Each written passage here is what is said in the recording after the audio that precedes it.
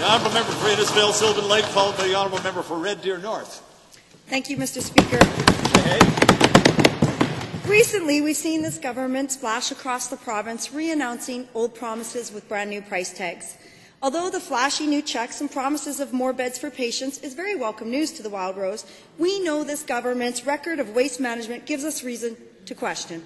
Time and time again, we've seen new hospitals under this government delayed further and further down the road, attached with ballooning costs.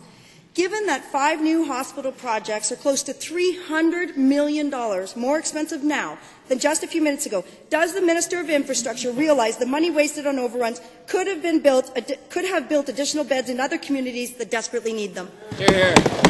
Honourable Minister of Infrastructure. Mr. Speaker, this government is committed to building infrastructure in Alberta where it's needed to give Albertans the quality of life they deserve. We've consulted with communities, and the Health Minister has done a lot of work in consulting with the healthcare professionals, and we're delivering the right projects in the right place, Mr. Speaker. We're taking our time to do it right, and it ends up that we've had to increase some of these projects, and with that increase comes increased costs. Honourable member. To the same minister, given that $60 million in alleged savings from the Calgary South Campus plus $100 million in alleged savings after the government's betrayal of Fort Macleod still only gets you to about halfway of the $300 million in total overruns, what else is on the chopping block as a result of this government's mismanagement? Hear, hear. Honourable Minister. Hear, hear.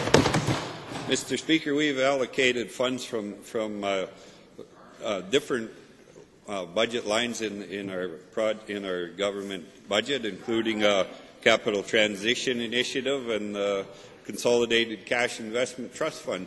Mr. Speaker, the members opposite said they would cut infrastructure spending by 25%, so none of these projects would have happened. Honourable member. Mr. Speaker, given that many seniors, families and communities across this province are left in the dark as to how they should plan for cancellation, delay, or if they're really lucky, construction of more long-term care beds, when will this minister table a detailed infrastructure priority list that will give Alberta families a chance to plan for their future? Honourable Minister.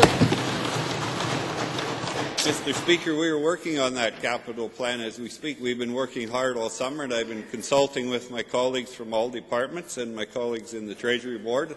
And we can't release our plan until we make sure we have the financial plans that go along with it. And Mr. Speaker, we'll continue to invest in public infrastructure to ensure Albertans have the quality of life they deserve now and into the future, Mr. Speaker.